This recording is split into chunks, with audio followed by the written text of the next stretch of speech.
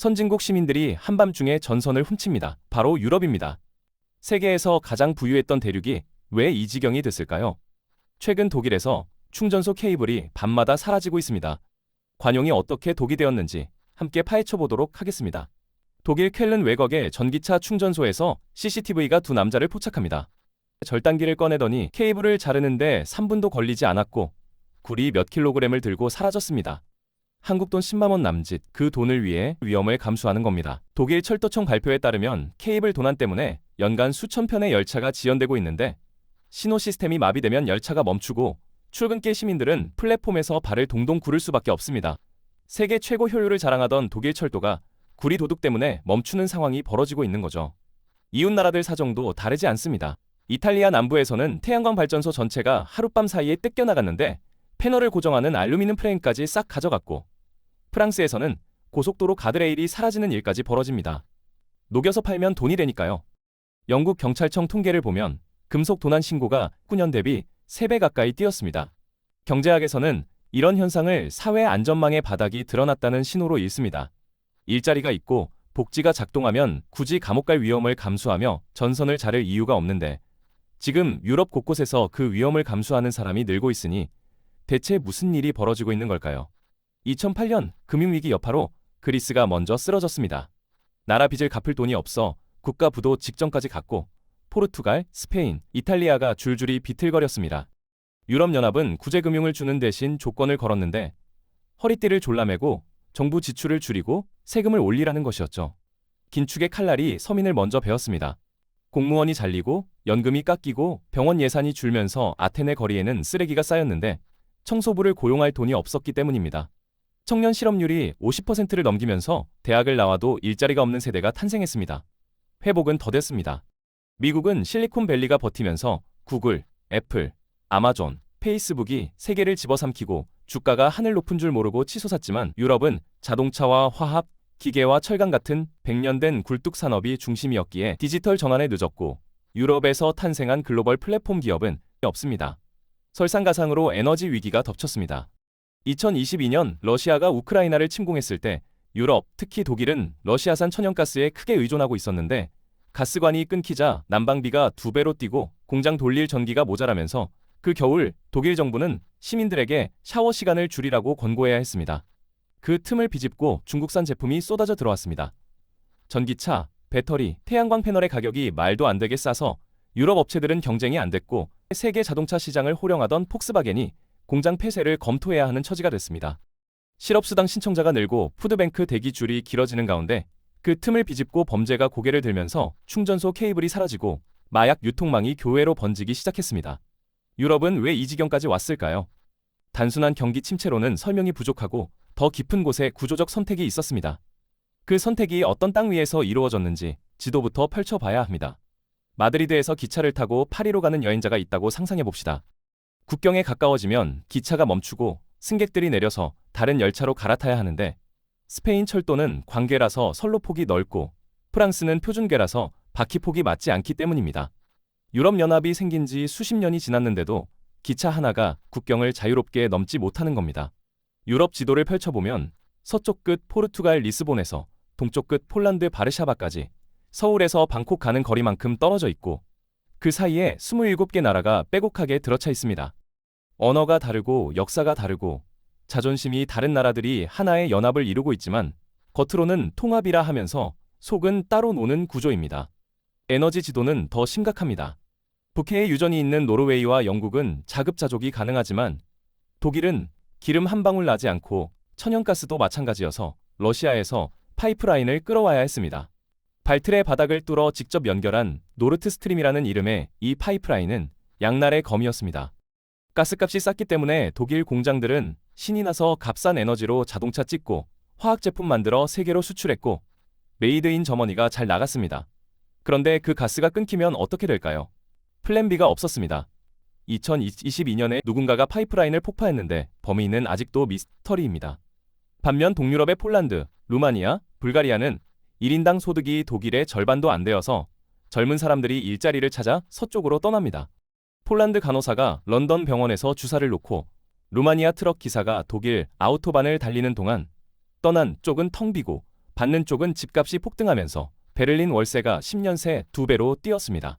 정치 구조가 문제를 더 꼬이게 만드는데 유럽연합은 연방국가가 아니라 느슨한 동맹에 가깝습니다.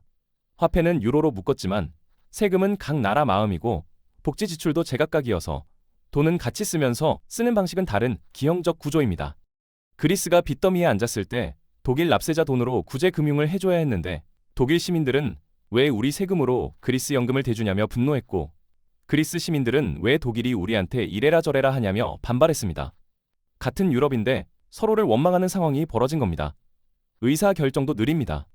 중요한 안건은 27개 나라가 다 동의해야 하는데 헝가리 하나가 반대하면 전체 제재안이 막히는 일이 실제로 자주 벌어집니다. 미국이 대통령 한마디에 정책을 밀어붙일 때 유럽은 회의실에서 몇 달을 싸우고 있습니다. 이런 땅 위에서 유럽 지도자들은 큰 베팅을 했습니다. 러시아 가스에 올인하고 중국 시장의 문을 열고 이민자를 대거 받아들이는 선택을 내렸는데 그 선택이 어떻게 부메랑이 되어 돌아왔는지 파헤쳐 보겠습니다. 첫 번째 베팅은 러시아 가스였습니다. 2005년 독일 총리 게르하르트 슈레더가 퇴임 직전에 노르트 스트림 건설을 승인했는데 발트의 바닥을 뚫어 러시아에서 독일로 직접 가스를 보내는 파이프라인이었습니다. 왜 이런 선택을 했느냐면 러시아 가스가 미국산 액화 천연가스보다 훨씬 저렴했고 배로 실어오는 것보다 파이프로 빨아들이는 게 쌌기 때문입니다. 게다가 폴란드나 우크라이나를 경유하지 않으니 정치적 잡음도 줄어든다고 판단했죠. 슈레더 총리는 퇴임 후 러시아 구형 가스 기업 가즈프로 관련 직책을 맡았고 이를 두고 이해충돌 논란이 일었습니다. 어쨌든 독일 산업계는 15년간 파티를 즐겼는데 값싼 가스로 공장을 돌려 화학 제품과 철강, 유리와 시멘트 같은 에너지 집약 산업이 호황이었고 메이드 인 저머니가 세계로 팔려나갔습니다. 2022년 파티가 끝났습니다. 러시아가 우크라이나를 침공하자 유럽이 러시아에 제재를 걸었고 러시아가 가스관을 잠갔습니다. 그리고 누군가가 노르트 스트림을 폭파했는데 그 겨울 독일 가스 가격이 3배로 뛰면서 난방비 고지서를 받아든 시민들이 경악했고 가난한 노인들은 난방을 끄고 담요를 덮어야 했습니다. 가스 다음은 시장이었습니다. 중국입니다. 2010년대 유럽 기업들이 앞다투어 중국에 공장을 세웠는데 14억 인구의 시장이 눈앞에 있었기 때문입니다. 폭스바겐은 중국에서 전체 판매량의 3분의 1을 올렸고 중국 없이는 실적이 안 나오는 구조가 됐습니다.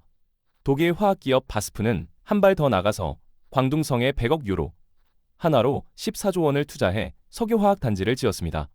이탈리아는 더 과감해서 2019년 주요 7개국 중 처음으로 중국의 1대1로에 참여했고 제노바 항구와 트리에스테 항구에 중국 자본이 들어오면서 이탈리아 정부는 새로운 실크로드의 관문이 되겠다고 자랑했습니다.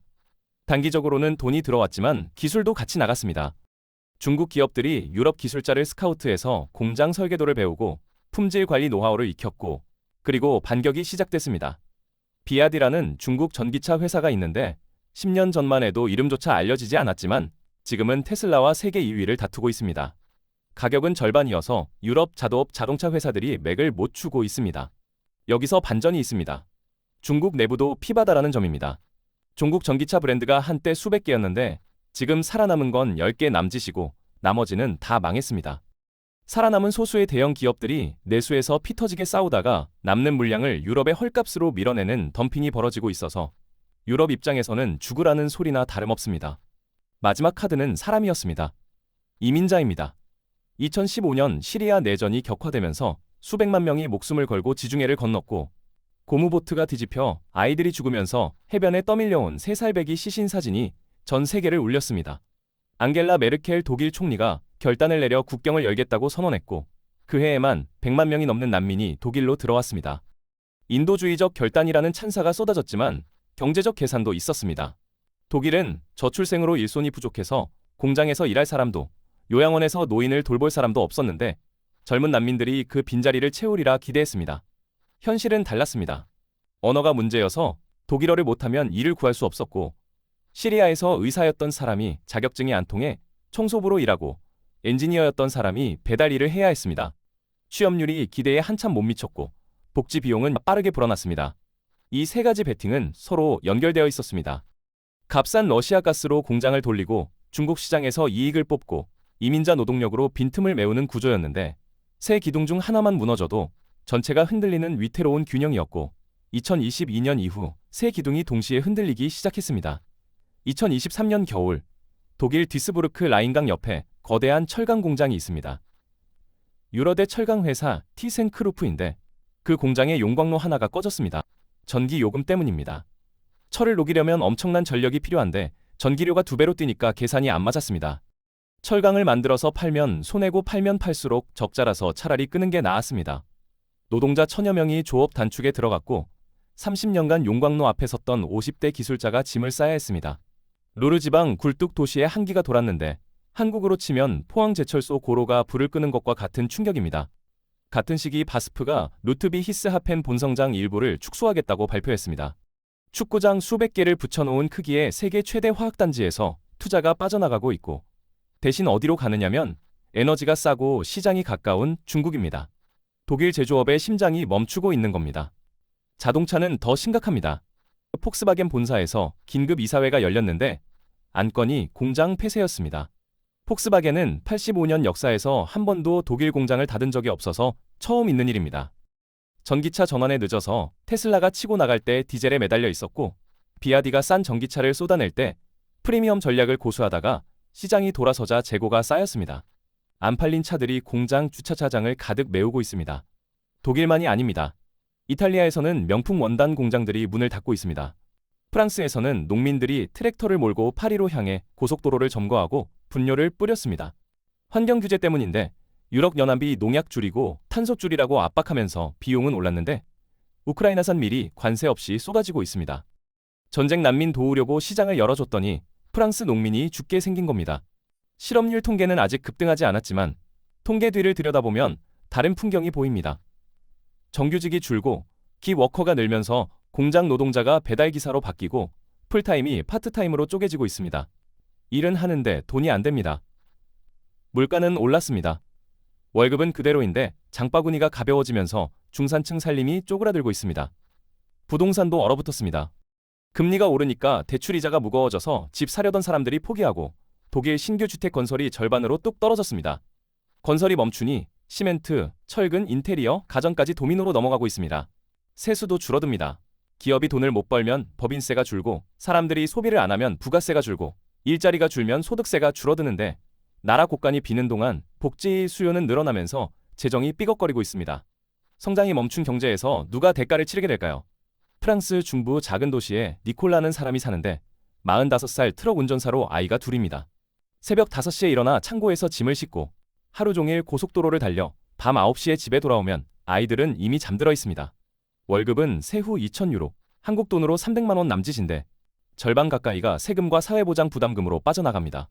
남는 돈으로 월세 내고 난방비 내고 자동차 할부금 내고 저녁은 파스타에 토마토 소스가 전부인 날이 많으며 휴가는 언제 가봤는지 기억도 나지 않습니다. 그런데 텔레비전을 켜면 뉴스가 나옵니다. 난민 지원금 증액, 친환경 보조금 확대, 저소득층 주거 지원. 니콜라는 생각합니다. 나도 저소득층 아닌가? 내가 낸 세금이 어디로 가는 거지? 2018년 가을 프랑스 정부가 유류세를 올리겠다고 발표하면서 환경을 위해서라고 했습니다. 탄소 배출을 줄이려면 기름값을 올려야 한다는 논리였죠. 니콜라 같은 사람들이 폭발했습니다. 트럭 운전사한테 기름값은 생명줄인데 기름값이 오르면 수입이 깎이니까 파리 사무실에 앉아서 뭘 아느냐는 분노였습니다. 그해 겨울 노란 형광조끼를 입은 사람들이 도로를 막았습니다. 프랑스에서는 차에 노란 조끼를 비치해야 하는데 그 조끼를 입고 나온 겁니다. 노란 조끼 시위의 시작이었습니다. 샹젤리제 거리가 불타고 차에 불이 붙으면서 세계가 놀랐습니다. 선진국 프랑스에서 이런 폭동이라니. 그런데 니콜라 같은 사람들 눈에는 다르게 보였습니다. 이건 폭동이 아니라 절규라고요. 정부가 물러섰습니다. 유류세 인상을 철회했지만 니콜라의 형편은 나아지지 않았습니다. 오히려 코로나가 터지고 물가가 뛰면서 더 나빠졌습니다. 유럽 전역에서 비슷한 분노가 끓고 있습니다. 독일에서도 네덜란드에서도 이탈리아에서도요. 공통된 질문은 내가 낸 세금으로 왜 날 먹여 살리느냐는 것입니다. 여기서 남이란 이민자, 일 안 하고 복지만 타먹는다고 여겨지는 사람들입니다. 물론 따져보면 복잡합니다. 이민자들도 세금을 내고 아무도 안 하려는 힘든 일을 하며 장기적으로 경제에 보탬이 됩니다. 주거는 더 심각합니다. 베를린, 암스테르담, 더블린의 월세가 치솟으면서 청년들이 독립을 못하고 30이 넘어도 부모 집에서 삽니다. 결혼이 늦어지고 아이를 안 낳으면서 인구가 더 빠르게 늙어가고 있습니다. 니콜라의 분노는 어디로 갈까요? 투표함으로 갈 수도 있고 거리로 갈 수도 있습니다. 유럽 사회에 균열이 깊어지고 있는데 유럽 이야기를 듣다 보면 묘하게 익숙합니다. 제조업 중심 경제, 수출 의존, 저출생과 고령화, 수도권 집중이라는 키워드가 어디서 많이 들어본 것 같지 않습니까? 한국입니다. 같은 듯 다른 점이 있습니다. 독일은 러시아 가스 하나에 올인해서 그 줄이 끊기니까 전체가 흔들렸지만 한국은 천연가스를 카타르, 호주, 미국에서 나눠 사고 석유는 중동 여러 나라에서 가져오기 때문에 한 곳이 막혀도 다른 데서 될 수 있습니다. 완전한 자립은 아니지만 올인은 피했습니다. 산업도 아직은 버티고 있습니다. 유럽 자동차가 전기차 전환에 늦어서 중국에 밀리고 있지만 한국의 현대기아는 전기차 판매 세계 3위이고 배터리는 LG, 삼성 SDI, SK온이 글로벌 핵심을 쥐고 있으며 반도체는 말할 것도 없습니다. 그런데 안심하기엔 이릅니다. 중국 의존도를 보면 한국 수출 1위 시장이 중국인데 반도체와 디스플레이, 석유화학이 중국으로 가고 있습니다. 중국 경기가 꺾이면 직격탄이고 2023년부터 대중 무역 수지가 흔들리기 시작했습니다. 유럽이 러시아 가스에 당한 것처럼 한국도 중국 시장에 당할 수 있습니다. 기업 해외 이전도 심상치 않습니다. 삼성이 미국 텍사스에 반도체 공장을 짓고 현대가 조지아에 전기차 공장을 세우는 건 한국에 안 짓고 왜 거기 짓느냐는 질문을 낳습니다. 보조금이 다르고 전기료가 다르고 규제가 다르기 때문입니다. 기업은 이익을 따라가고 계산이 맞으면 떠나는데 애국심으로 공장 돌리는 시대는 끝났습니다. 독일 기업들이 그랬고 한국 기업이라고 다르지 않습니다. 공장이 떠나면 빈 산업단지와 실업자가 남습니다. 세금 낼 기업이 줄면 나라 곳간이 비는데 연금은 누가 내고 의료비는 누가 댈까요? 독일이 지금 맞닥뜨린 질문이 한국에도 올 수 있습니다. 저출생은 한국이 더 심각합니다. 합계 출산율 0.7대 세계 최저이고 OECD 국가 중 꼴찌입니다. 유럽도 낮지만 이 정도는 아닙니다. 젊은 사람이 줄면 군대도 문제, 공장도 문제, 연금도 문제입니다. 외국인 노동자를 더 받아야 한다는 목소리가 나오지만 사회적 합의가 있습니까? 유럽의 오늘이 한국의 내일이 될 수 있습니다. 어떤 선택을 하느냐에 달렸습니다. 유럽은 지금 뭘 하고 있을까요? 위기 앞에서 가만히 있지는 않습니다. 유럽도 발버둥을 치고 있습니다. 독일 북해 연안에서 불과 몇 달 만에 액화 천연가스 터미널이 올라갔습니다. 보통 몇 년 걸리는 공사를 급조한 건데 독일 관료주의에서는 상상도 못할 속도였습니다. 러시아 가스가 끊기자 목숨이 걸리니까 빨라진 겁니다. 미국과 카타르에서 가스를 들여오는 새 경로를 확보했고 한 곳에 올인했던 실수를 반복하지 않겠다는 의지입니다. 프랑스는 원전으로 눈을 돌렸습니다. 한때 탈원전이 대세였지만 뒤집어져서 마크롱 대통령이 신규 원전 건설을 선언하고 기존 원전 수명 연장도 추진하고 있습니다. 에너지 안보가 환경 논쟁을 덮어버린 겁니다. 가장 눈에 띄는 건 탄소 국경 조정 제도입니다. 2023년부터 시행된 이 제도는 탄소를 많이 뿜으면서 만든 제품이 유럽에 들어올 때 돈을 물리는 건데 중국산 철강, 알루미늄, 시멘트에 사실상 관세를 매기는 효과가 있습니다. 유럽 기업들은 환경 규제를 지키느라 비용이 많이 드는데 중국 기업들은 그런 거 신경 안 쓰고 싸게 만드니까 불공정하다는 논리로 너네도 비용 내라며 장벽을 세운 겁니다. 보호무역이라는 비판도 있지만 살자고 하는 몸부림입니다. 반도체 전쟁에도 뛰어들었습니다. 미국이 반도체에 보조금을 쏟아붓자 유럽도 반도체법을 만들었고 인텔이 독일에 공장을 짓기로 했습니다. 돈을 뿌려서라도 공급망을 틀어주겠다는 겁니다. 이민 정책도 방향을 틀고 있습니다. 무조건 받아들이던 시절이 끝나서 독일은 난민 심사를 강화하고 불법 체류자 추방을 늘렸으며 이탈리아는 지중해 구조 활동을 제한하는 법을 통과시켰습니다. 선별해서 받겠다는 건데 인도주의적 비판이 있지만 자국민의 분노를 더는 무시할 수 없었습니다. 기업들도 살아남으려고 안간힘입니다. 폭스바겐이 중국 업체 샤오펑과 손을 잡았는데 이기지 못하니까 합치는 겁니다. 자존심 상하지만 살아야 합니다. 바스프는 중국에 공장을 지으면서 유럽 본사에는 연구개발 기능을 남기겠다고 했는데 생산은 나가도 두뇌는 지킨다는 전략입니다. 노동개혁도 건드렸습니다. 프랑스가 연금 수령 나이를 62세에서 64세로 올렸는데 거리에서 몇 달간 시위가 벌어졌습니다. 마크롱 대통령은 밀어붙여서 지지율이 바닥으로 떨어졌지만 법안을 통과시켰습니다. 재정이 버티려면 어쩔 수 없다는 판단이었고 고통스러운 선택입니다. 이런 변화들이 충분할까요? 솔직히 모릅니다. 구조적 문제가 하룻밤에 풀리지는 않습니다. 다만 방향은 틀었고 앉아서 당하지는 않겠다는 겁니다. 유럽이 보여주는 교훈은 하나입니다. 의존은 편하지만 치명적이라는 것. 싼 에너지, 큰 시장, 값싼 노동력에 기대는 동안 대안을 준비하지 않으면 외부 충격 한 방에 전체가 무너집니다. 한국에 대한 경고도 분명합니다. 중국 시장 의존, 특정 산업 집중, 기업 해외 이전이라는 흐름이 지금은 반도체와 배터리가 버티고 있지만 그 우위가 영원할까요? 유럽 자동차도 한때는 세계 최강이었고 10년이면 판이 뒤집힙니다. 공장이 떠나면 일자리가 사라지고 일자리가 사라지면 세금이 줄어들고 세금이 줄면 연금도 의료도 흔들립니다. 그때 남는 건 서로를 향한 분노뿐이고 니콜라의 분노가 한국에서도 터질 수 있습니다. 기업이 떠나는 나라, 일자리가 사라지는 사회에서 우리는 어떤 선택을 할 것인가? 유럽의 오늘을 보면서 한국의 내일을 생각합니다. 논의를 시작하기엔 이미 늦었을지도 모릅니다. 오늘 준비한 영상은 여기까지입니다. 감사합니다.